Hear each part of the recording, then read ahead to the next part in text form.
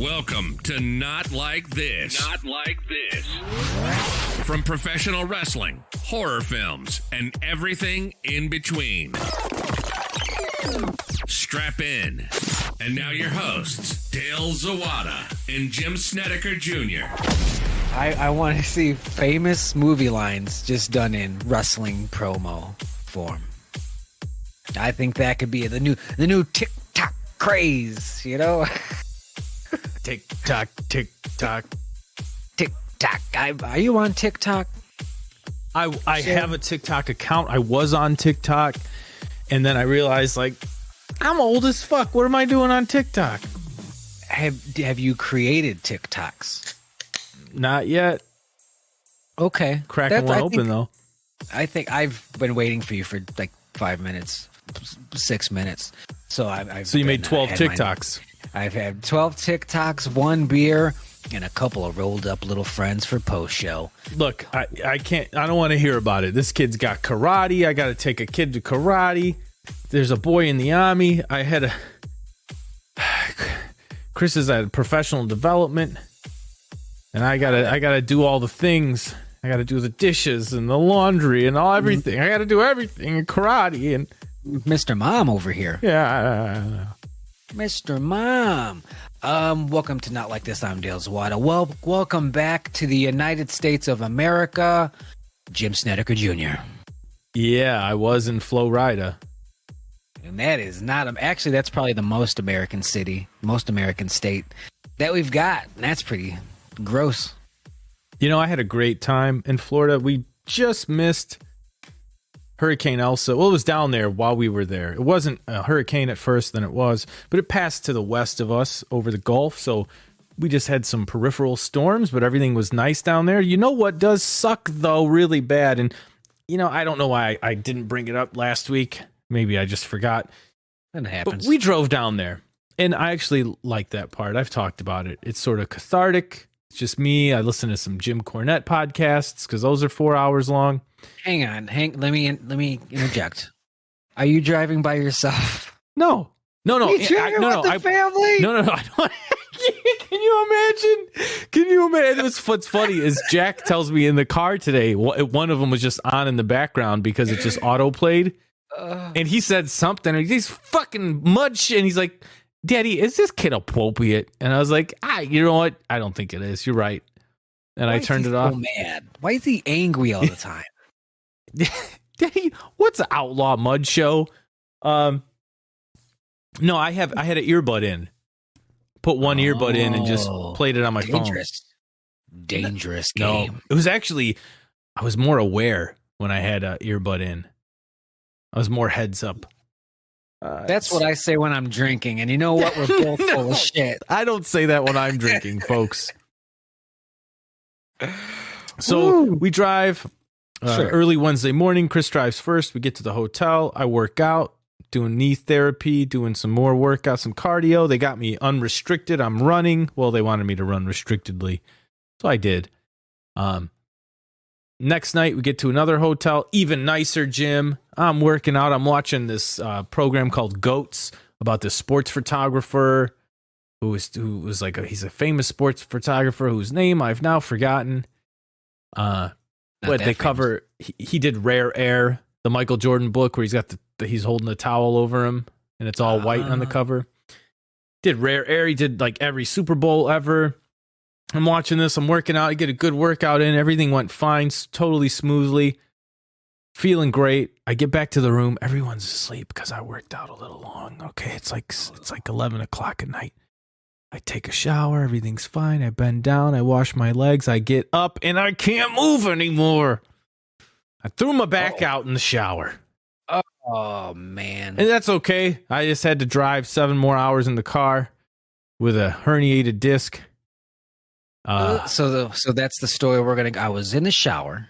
I was washing my legs, and you threw your back out. So it's not even washing my legs, getting back up from being bent over.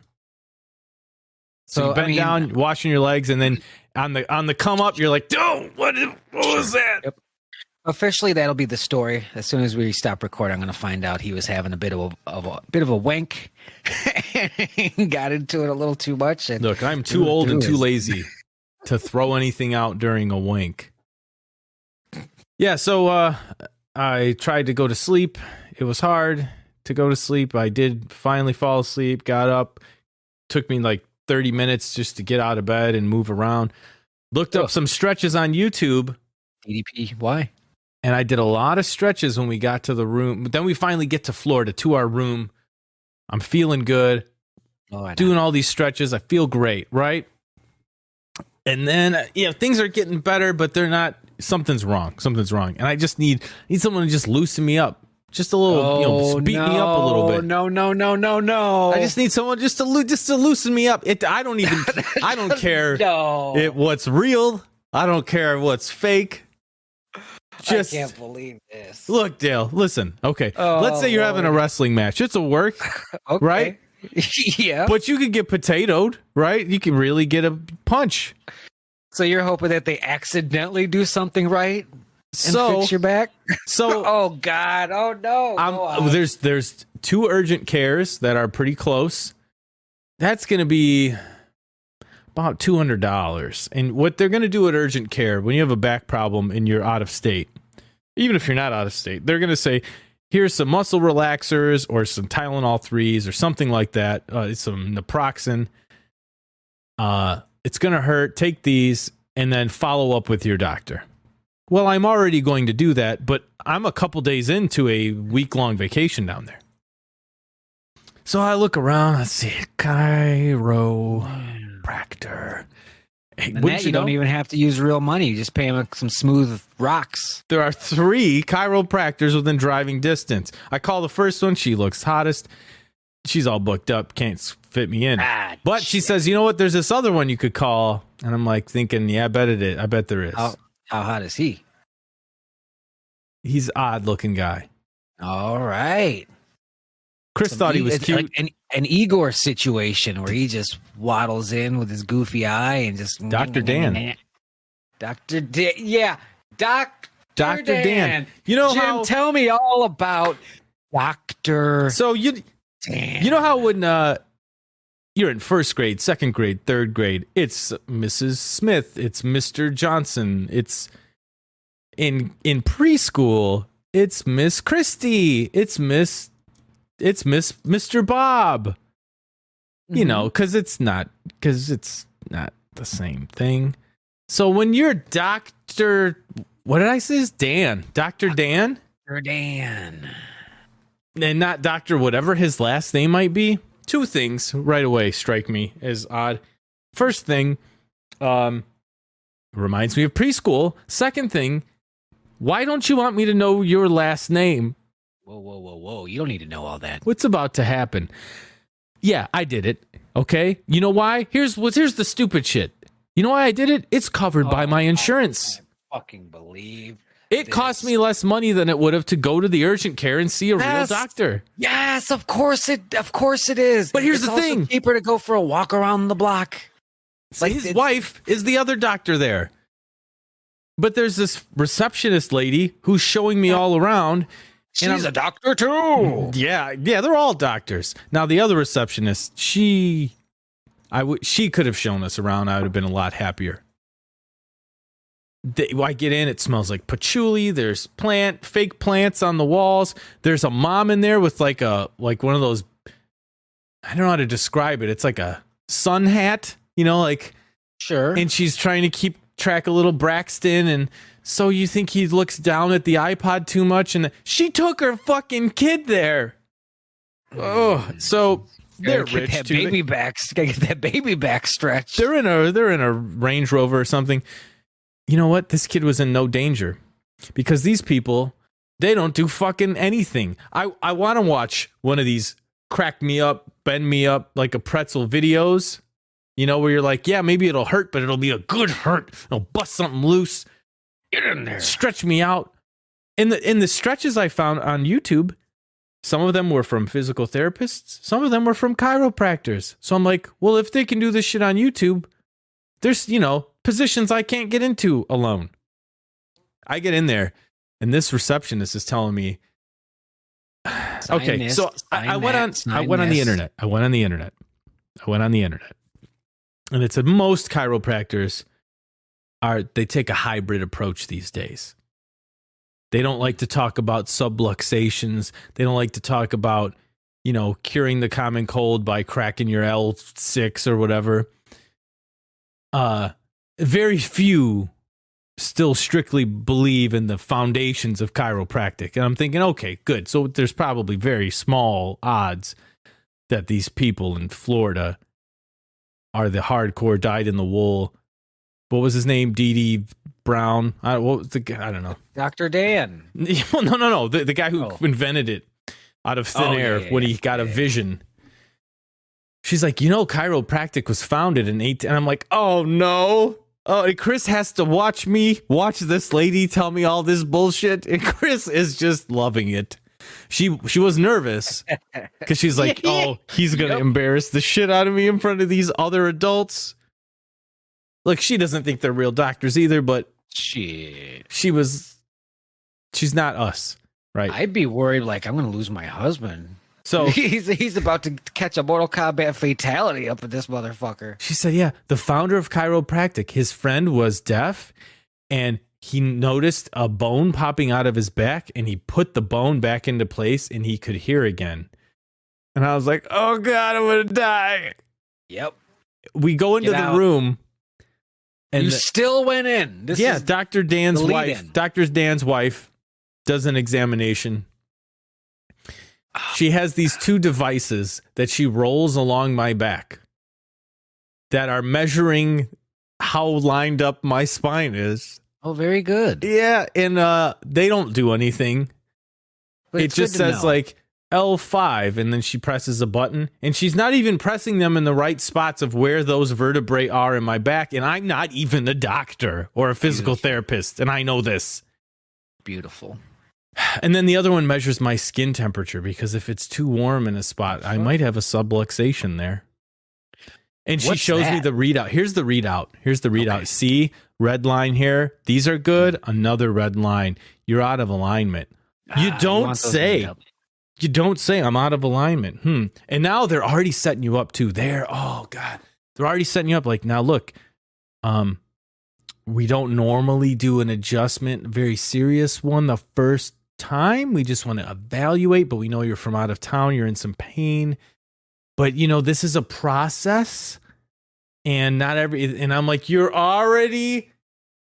I need you to hotshot book this. No, I need you to go, NWO's here tonight. All the belts are on the line. We got to crack the shit out of this guy's back. I don't need you to set me up for Road to WrestleMania. I'm leaving in 4 days.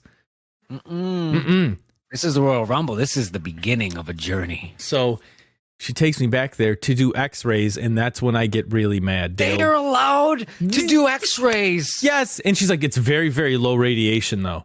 I'm like, well, it's fucking enough for you to see my bones. It's got to be higher than when I'm 10 feet away from the microwave when it's on, if it can see through my skeleton to the other side. And you know what they do? They have you stand crooked, so the pictures come out crooked. Okay, yeah, now put your foot here. Okay, stand here.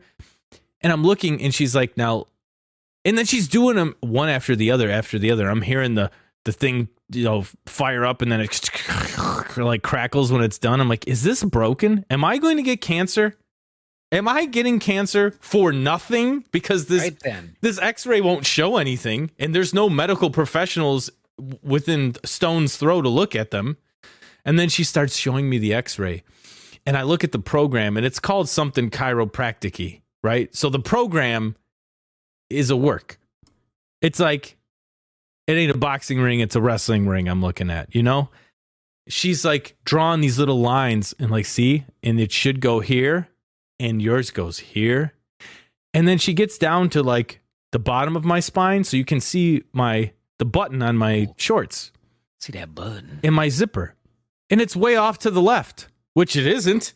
It's right there in the middle of my pelvic region. You're not supposed to see that. You saw the razor in the wrist guard. Oh, you don't want to see that. Look, these x-rays, you can see everything with them.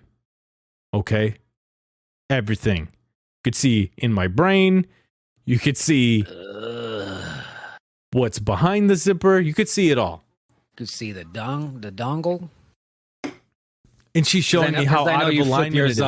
You flip yours up in the waistband near the zipper, so I'm sure it caught some of the head in that X-ray. She's showing me. I don't, but she's showing me like how it's all wrong. It's going the wrong way. And oh god, they're such fucking con artists. Yes, Jim, you've been telling this story for 15 minutes. They haven't done a single fucking thing yet except for tell the history, rub some lotion on your back with a lotion. Weird ruler, and then they took x-rays. At no point have you been treated for anything yet. So if anything, they're like, so in your third session, that's when it's like, motherfucker, what are you doing? All right, go on. So she tells me, listen to this. You know what's a con artist when this happens. She's looking at you. She's looking at the x-rays. Have you been in a car accident before? No? Okay. Interesting. So I'm so out of alignment. She thinks it looks like I've seen people in car accidents that I'm like, oh my God. Right. Well, we'll get Dr. Dan in here to look at you. He puts me up on the table. And I already told her, like, you're not doing anything with my neck today. Okay. Yeah, you're like, I see that bug out bag right there in case this shit goes awry. Nobody's touching my neck. Yeah. I see the car by the back door running. I said, my lower back hurts. We don't need to do anything with the neck region. She's like, okay, well, it's a very gentle adjustment. We focus more. 2 times they told me this, and this is how I knew no one was going to make my back feel better, even on accident. We focus on less of the cracking and popping and twisting and more on a neurological approach to treatment. And I'm like, oh, God damn it. You're not even going to accidentally fix me. And you know what? They didn't. I get on the table, lay face down. Okay. Yeah. He starts poking around. He presses on my back. Sure he does. Is it hurt here? Is it hurt here? No. And he's like, well, I'm like, well, it sort of tickles. I mean, you're touching the inside of my thigh, sir. He's poking around on my neck. And I told him nothing with my neck, right? I said, don't. Oh, you did it. You fucking said it again. Hey. We're not doing anything with the neck. He's like, no, I just have this tool. And he gets the metal tool out that just pops, like when you press against somebody really hard. And he's like, right here. And on the side of my head, he pushes this thing into the side of my head that does nothing. My spine is not even in the side of my head, Dale. They're all about everything's in the spine. It's all in the spine. What are you jabbing this into my head for then, sir? I didn't like that. Then he does it on my neck. I didn't like that either. I was like Bobby Heenan with Brian Pillman. What the fuck are you doing? It was exactly like that. Then he takes it, and I thought, Dale, I swear to God, and Chris was right there watching just to make sure. Yeah. That some U.S. gymnastics shit didn't go down. I thought he was going to put it up my ass. Dale, I swear to God, I thought it was going up my ass. He pressed it on the bone that's right by your tailpipe. He's closer. And he's pressing it in there. And he jabs it so it does the little click. I'm like, what is that? And he's like, well, just because I'm like, okay. And he flips me over. And he's like, I got to adjust your pelvic bone. Here we go. This guy pushed on my bladder so hard that I thought I was going to piss blood. Damn. Nothing with the spine. There's no spine there. Nothing with the lower back. And he's doing the thing where he's checking my feet to make sure they line up. And he did a couple times pull my feet really hard, which I wanted. I actually had Chris do that to me in the pool a couple days before. I'm like, I'm going to hold on to the edge. Just grab onto my legs and just pull and see if you could relieve some of this pressure. Maybe the disc will fall back in this place. You never know. He did do that a couple times. It did nothing. He did the thing with the trick table where the table pops up really hard and makes a sound. Whoa. I didn't know there was gimmick tables. Gimmick tables, yeah. In the gimmick pen, it's like a little metal pen, and he presses it into you, and it hurts. And then there's like a spring, and it'll click. You know, like when you push a ballpoint pen, you get to a point, and then it'll click. It's like that, except with a stronger spring. So you'll feel that against your face and neck. Yeah, and you'll feel it click. And that's supposed to like trick people into thinking something happened. And then the table in the middle, so you're laying face down, they'll they'll push the table up with pedals, and then he's like 1, 2, and he's like, relax. And I'm like, ooh, this will be, at least it'll be a nice good crack. He got 2 little cracks out of the middle of my back, and that's it. And he pushes, and then he presses on the pedal with his foot and makes the table pop, like jump up when he presses on your back. So it feels like some shit happened. It's like a haunted house. Yeah, it is. It's like a fucking haunted house. It did nothing. It really hurt my pelvis. Then he's pressing really hard to see if maybe my appendix was inflamed or ruptured, because that can cause lower back pain, which I understand it can. And I think he ruptured it with his hands. I don't know. I'm still sore there. It's still sore where he was pressing on the right side of my abdomen for nothing. And Chris just saw the look on my face, and I'll tell you what though. Here's how I know he's a good con man. He does some thing with my back with the table, and he starts going up looking at my head again, and he sees my face, and he sees the look on my face, and then he's just like backs away, and he's like, okay, I think that's all we're gonna do today. Because he knows well, if I piss him off real bad, he ain't ever coming back. I get done, right? And there's a little sort of somber note. Not somber, it's not tragic or anything, but it's a sort of depressing note about America that I'll add into the end. So I get all done. I get off the table. We go up to pay. And he's he's like, we can get you back in. It was what time? When are you guys leaving? I'm like, Jesus Christ. I told him I'm leaving Thursday. How about Wednesday? How about he's like, we can get you in Wednesday for one more. And I'm like, yep. You know what? I'll tell you what. I'll let you know. I'll let you know if it flare. How does the back feel? I said it feels exactly the same as when you started. Oh, it'll do that. It's overnight when you're sleeping, it's going to straighten out, and it's going to grab the nearby muscles, and you're going to feel better in the morning. If you don't feel better in the morning, call me immediately. We'll get you in Tuesday instead of Wednesday. Unbelievable. You still kind of feel some of the pain from that. Today is Monday. When did you go and see this man? Tuesday. So a week ago tomorrow. I still hurt where he was pressing on my abdomen. Now my back is sore, but it's getting better. But that's because of me and my therapy, my therapeutic stretching. Oh, man. Just spend the extra money. Go to a real doctor. I will. And let them do doctor things. I will. I can't believe you must have been in so much pain. You must have been so desperate to go to a chiropractor. Yes. But you know what? I thought this will be a great bit for the show.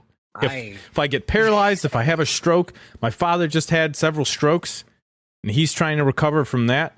And I'm thinking, I even wrote that on the little chart, the medical history, like everyone has had strokes. You know how you guys make strokes happen sometimes by accident? I'm probably prone to them, so easy. No strokes for me, please, today. No matter what happened, I knew it was going to entertain you. And once I found out how much it was going to cost, I'm like, it's worth it. It's worth it. I've wasted money on sillier things. My father-in-law, so that was Tuesday.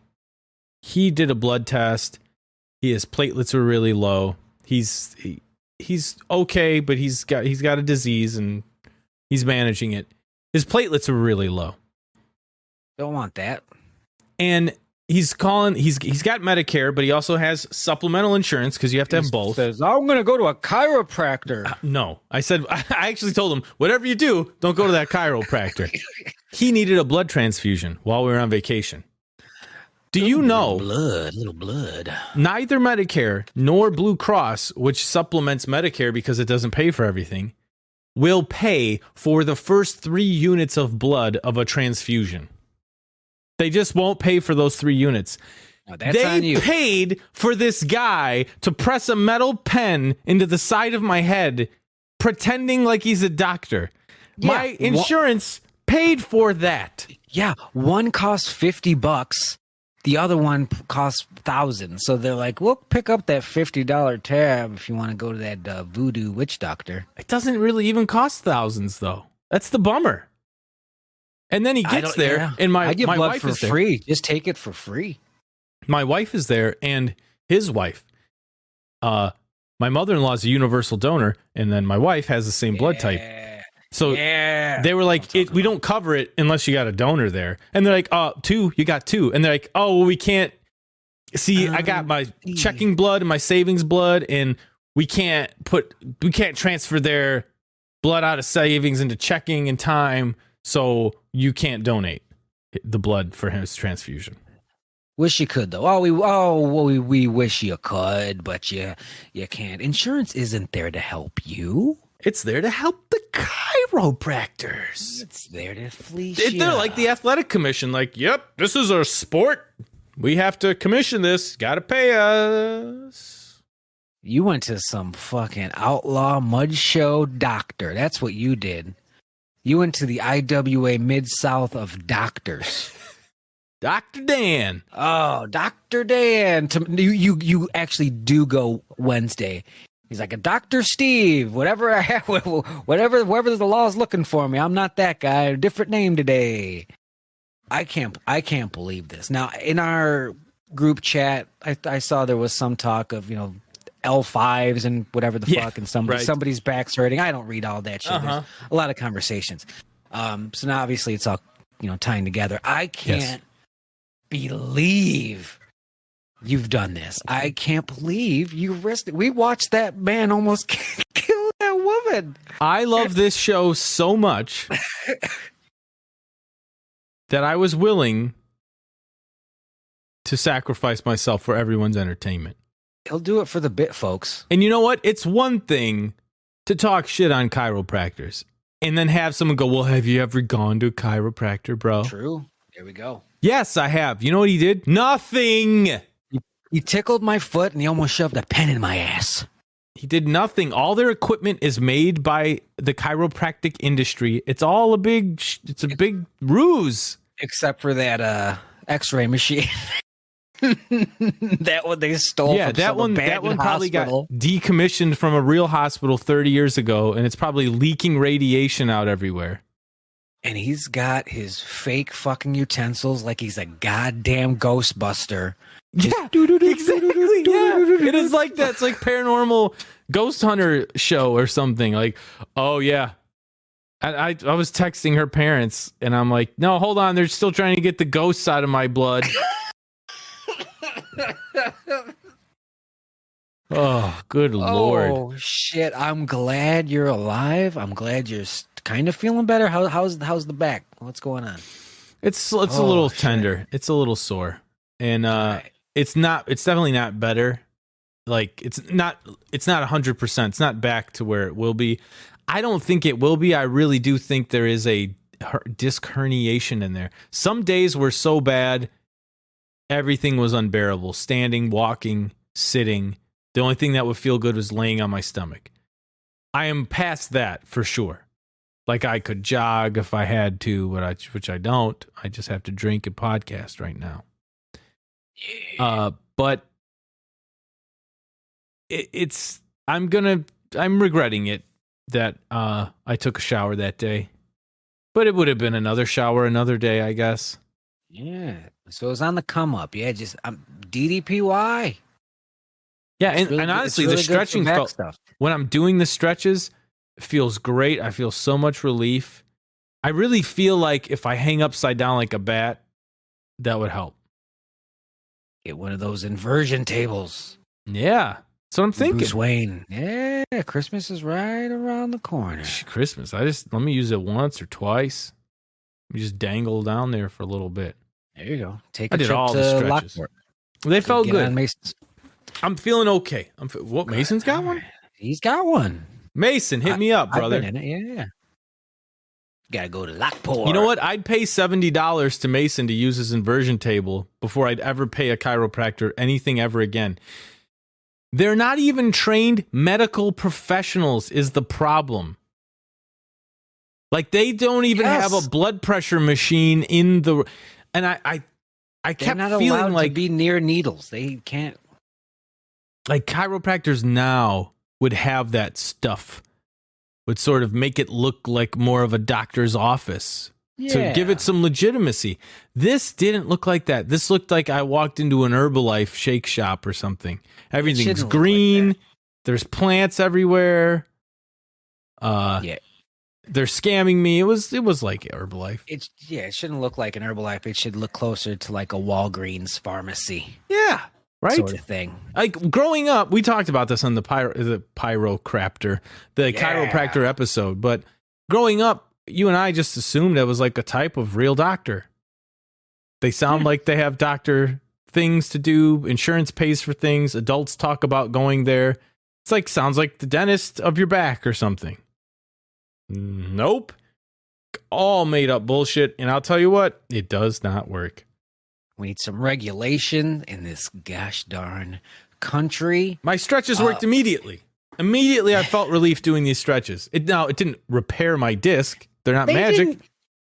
They didn't even hit you with some icy hot. No. So at least like, ooh, do you feel this burn? She was like, ooh, this is from the mountains of the Himalayas. So it's fucking icy hot. Dr. Kim or whoever the wife was, she's like, have you been icing it? I'm like, no. She's like, you ice it. And I'm like, bitch, you're not going to ice it? Like, what am I paying all this money for? You got no ice in that fridge? What's in that fridge? He dutied me. He dutied me like fucking Wizzo on Bozo. He just duty with this little thing, and like, there you go. The demons are out of your spine. Oh, good Lord. At least you got a couple cracks out of it, because for a while there, I was thinking there's not even going to be a crack in this story. So there's a couple cracks at least. Jesus, and a crack pot. And she was like, yeah, she was setting me up for it too. She's like, we trying to avoid doing anything extreme, but I know you're in a lot of pain. And I'm like, you're not cracking my neck. I cracked my neck. You don't get to crack my neck. But for you, we're going to do a cracking. And I can tell. Everybody gather around. We're doing a cracking. I've touched your skin and I can feel the presence and I can sense I should not crack it right now by the look on your face. Yeah. Oh, good. Wow. It was like Ghostbusters in the beginning before they actually find real ghosts. Yeah, that's exactly what I'm picturing. And that's a total Venkman vibe, too. Square.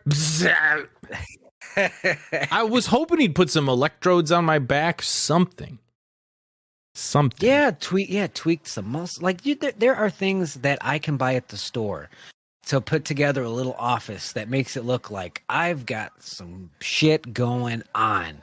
Like I can get a blood pressure thing. I can get some those little pads that zap you. We can get that stuff. Oh, it's Dr. Dale. Oh, Dr. Dale. Here he is. I like that.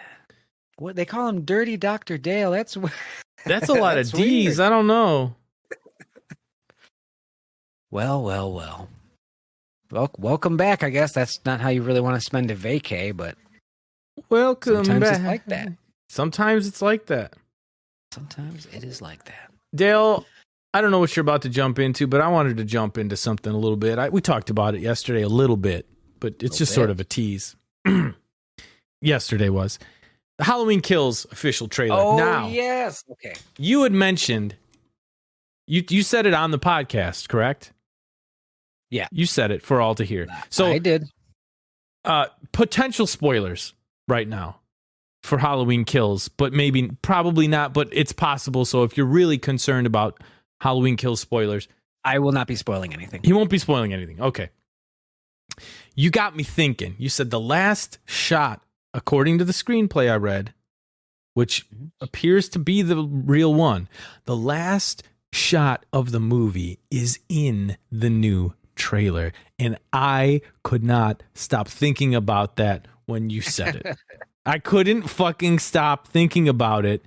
And I've been through the trailer numerous times. And I mean, it is only a 2-minute in actual trailer. It's about 2:15 of actual scenes, you know, that we haven't seen. We knew about the burning and shit in the beginning.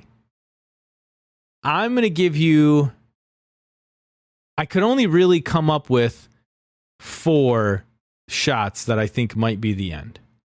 Oh yeah, because we don't want to go. We don't want many because you're gonna hit it. It'd be the whole trailer, right? So, but I'm going to give you the one I really am hoping it is and thinking it is. I'm going to give it to you last. So, yes, Jim did tease me about this yesterday that we might do this today. Jim's going to go through his 4.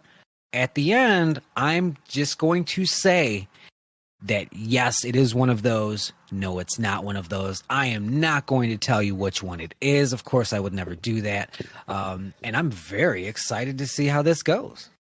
Okay. So, the one that, so I'm going to do the one that I think is the most, I'm sort of hoping is the one or whatever, the most. Do you have it up? Do we have the trailer up? Everybody get the trailer up. Everyone get the trailer up. Okay. So one of them, I think it could be, so this isn't one of my 2. I've got 2 that, like, to me, I think could be strong contenders. But one of them, I think it could be, there's a shot of Lori fully clothed, walking through the hospital with a bloody knife. Okay. It's not a strong contender, but it is possible that that's like, she's finished the job, she's come back, she's hurt, maybe she needs treatment, but she's got him, right?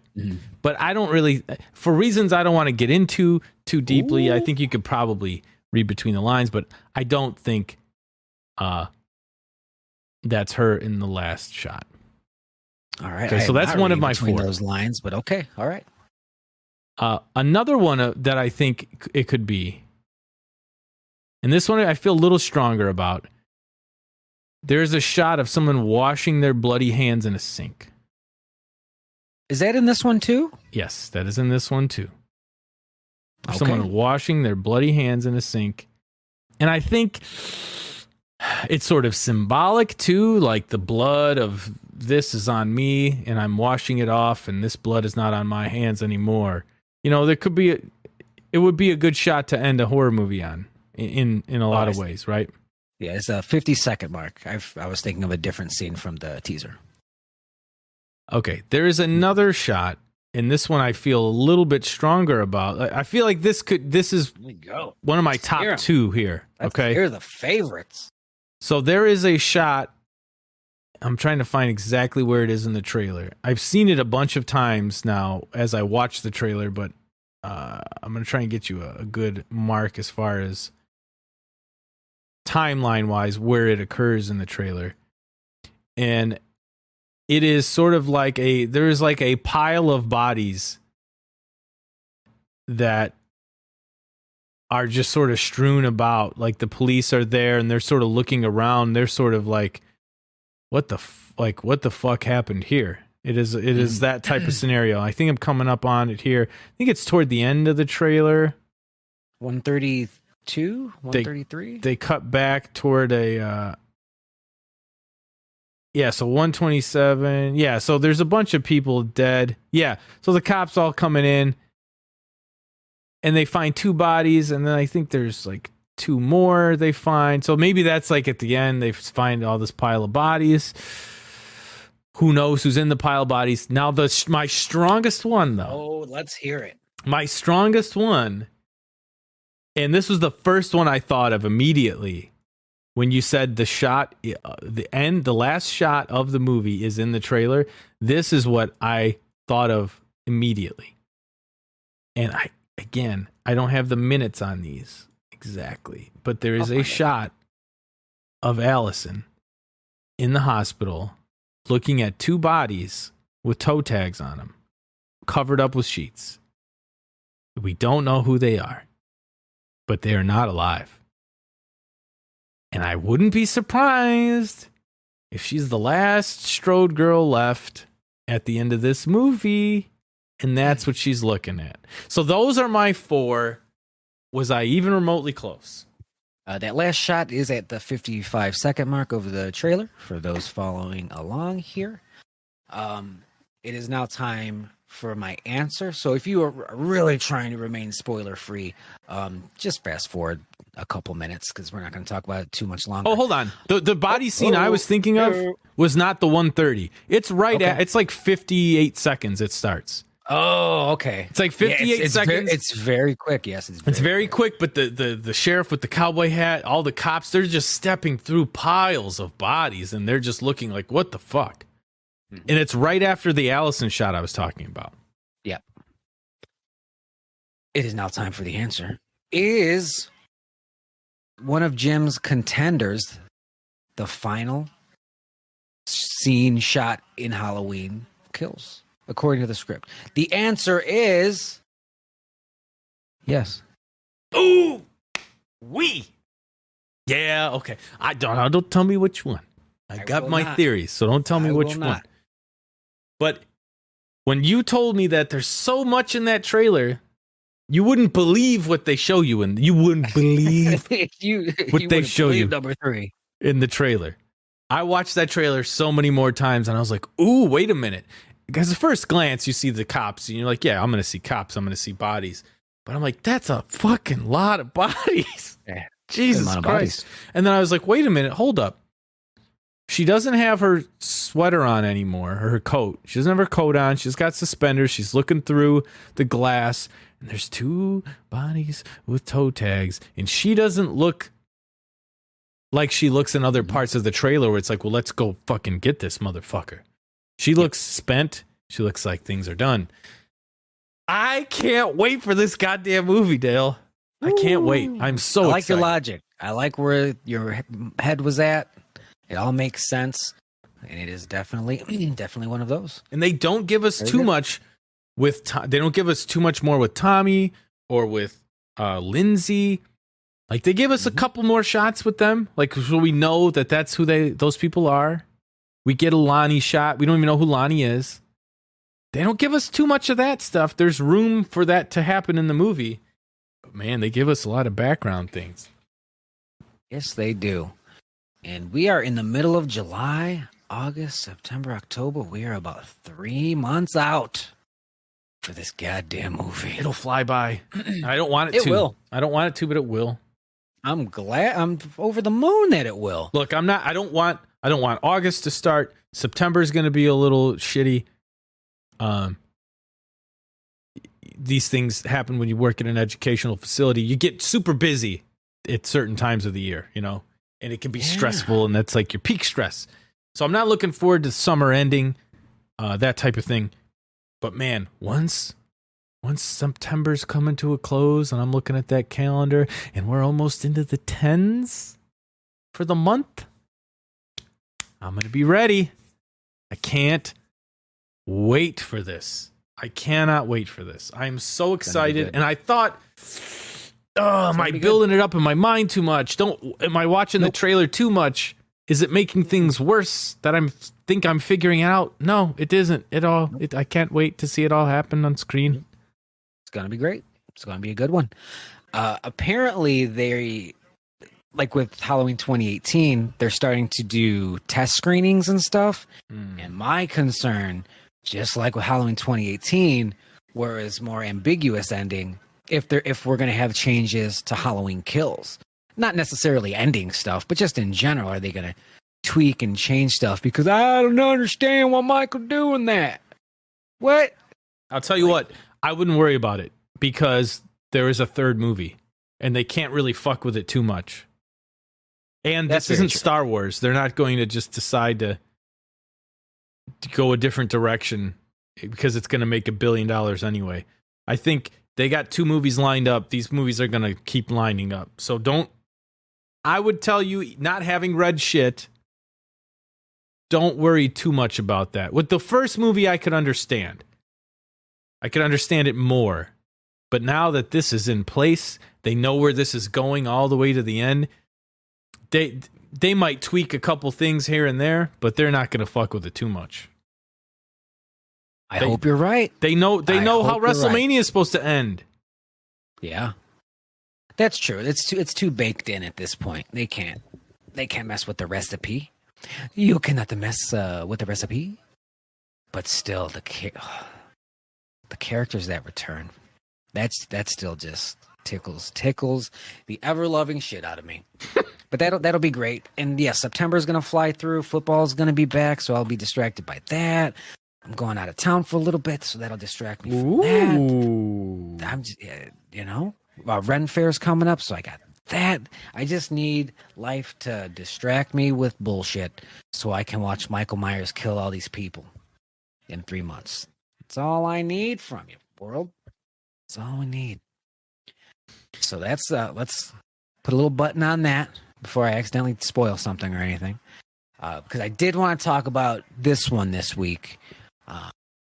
Richard Donner passed away, Jim. He did. Richard Donner. R.I.P. Big R.I.P. And that one, I mean, we all kind of saw it coming. You know, we'd make our jokes like, God damn, he's old. And yeah, he was. And this is what happens with older folks. But yeah, just sad. That is a sad one. Obviously, there was the, Lethal Weapon 5. They're going to do that or something. And obviously not. Well, not with him helming it. No. Just kind of sad. Big part of our childhood, growing up. The imprints that these movies left on us: Superman for you, Lethal Weapon for you, The Omen for me, The Goonies for both of us, and a lot of people probably. And who could forget the toy? I just did. He did the toy with Richard Pryor. And a young something Schwartz. Mark Schwartz? Mikey Schwartz? What was his name? He got famous again when he got older as like one of the child stars that had problems. He's one of those. Yeah, Jackie Gleason was the dad. He owns all these toy stores, I guess, or he's just rich, maybe. I think he owns a toy store chain, doesn't he? Isn't that his job? I don't think so. No, you're right. But the kid's got every toy. He goes to the toy store to pick out whatever he wants. He's like, I want the black guy. Couldn't make that movie these days. No. I mean, yeah, not without Richard Pryor. Because he, I feel like he can handle that situation best. In character-wise. But there is a little... So, at one point, he's dressed up like Spider-Man. Yeah. But there is like a Superman, a little joke, a little jab at Superman the movie. A little nod, in there, just like there is in Goonies, where he Sloth tears his shirt and there's a Superman shirt underneath. Yeah. I mean, we weren't around when it happened, but Superman the movie was a big fucking deal when it happened. And that'll be with me forever. The tattoo I have is called the Donner S. It's the S from the movie posters. And the community just refers to it as the Donner S. Ooh, shorthand. That's what I have tattooed on my flesh. What did Dr. Dan say about that when he was rubbing you down? He probably didn't see it, or he would have just backed off right away. Okay. Because he knows I mean business. This ain't the Bon Jovi S you got to look at with a magnifying glass. What? It ain't the Shaq S. This is the Donner S for a reason. You are here for a reason. I don't know whose reason, whatever the reason is. Maybe it's, I don't know. But it's not to score touchdowns. That's from Superman, the movie. Pa Kent says that to Clark right before he dies of a massive heart attack. So yeah, Richard Donner. And it's not just Superman, the movie, but that is one of, like, that movie is built into my core of my being. And I always wanted to meet him.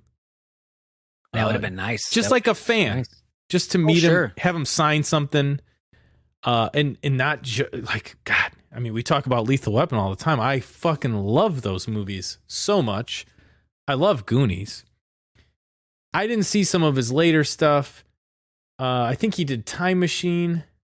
Or not Time Machine. What's it called? The fucking Michael Crichton movie. It's a Michael Crichton book. Okay, Timeline. Something. Timeline. Yes, he did Timeline, which I did see that. That's like one of his later movies I saw. And I know there's a detective in Superman the movie who also I think shows up in, I don't remember what the other movie was. It could be the first Lethal Weapon. It is. It's the captain.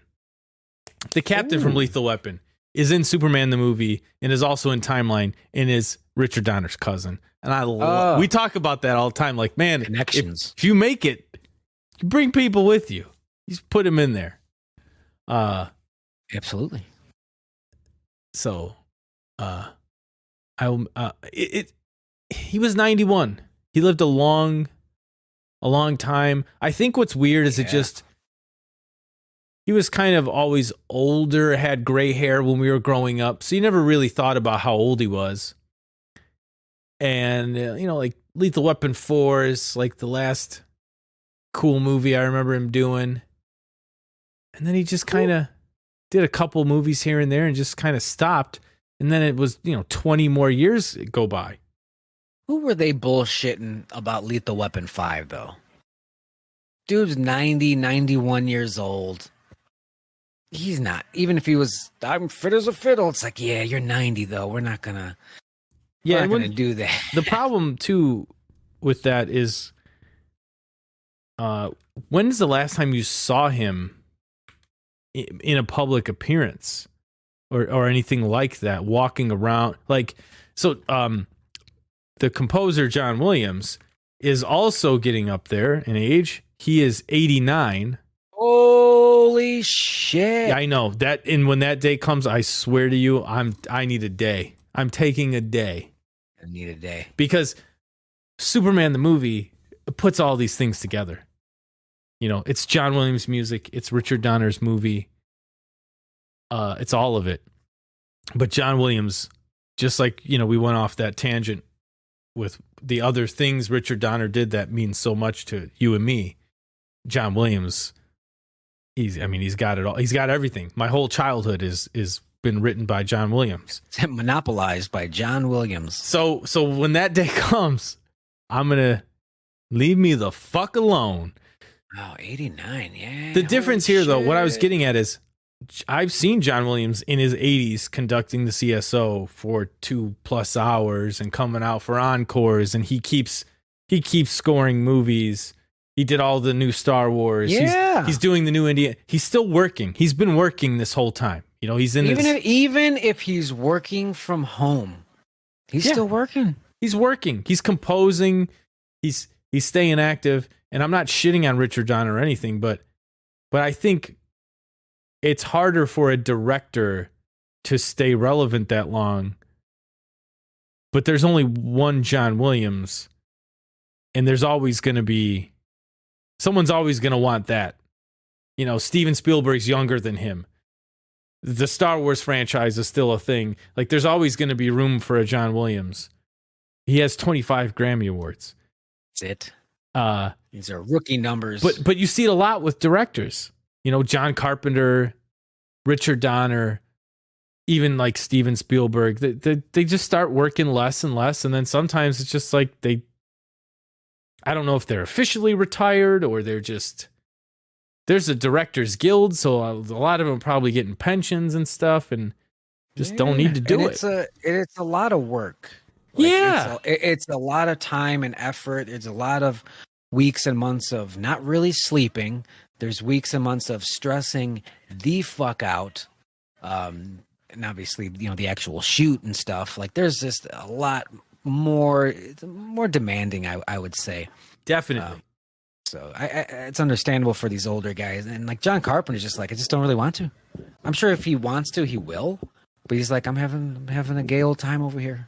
Fuck off. Yeah, it happens with record producers too. And there's a different thing going on, which is that no one buys albums anymore. Like, that's in budgets disappeared. But you would see it in that industry too, where it's like a certain producer's work just sort of they hit a peak.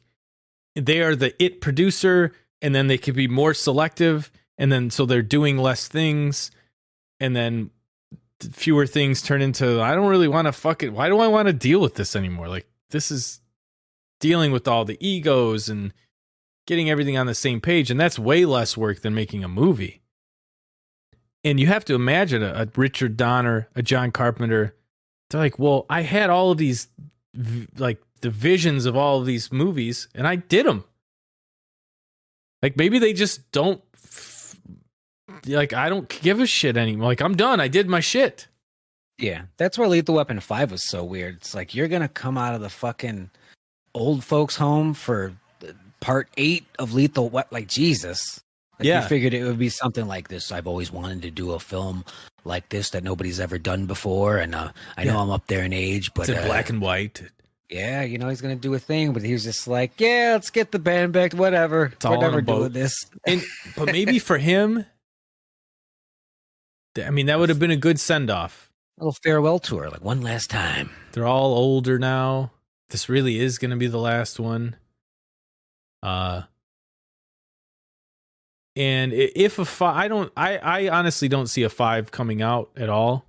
I hope not at this point. It just seemed like too much of there's too many things to get over. Yep. You know, there's a lot of baggage. Oh, with yeah. Mel and all that stuff. Mel and Glover's.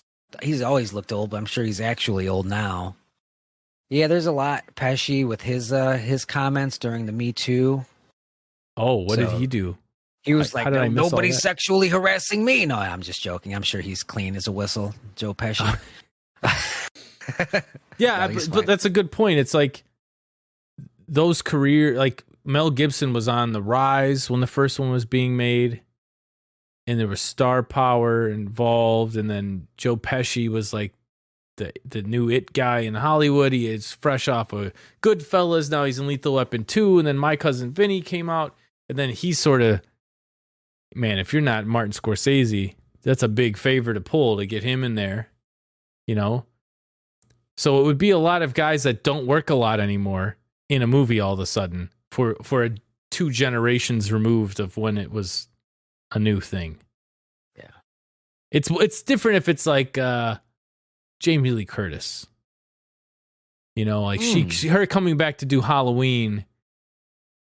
Yeah, and that Halloween was- has been intergenerational. It's been sort of in and out of relevancy at the box office throughout our lifetimes, whereas Lethal Weapon had its run and then just But that was a good one with Jamie, because she was like, yeah, let's do these like we're doing these movies, I'm young, and then she was like, I fucking hate these, stop asking me to do these, I'll be in it if you kill me. Like, that's how much she just didn't want anything to do with it anymore. It's like, fine, understandable. And then, you know, these new movies, she's like, hey, tag me back in. So like when they want to do it, like, that's great.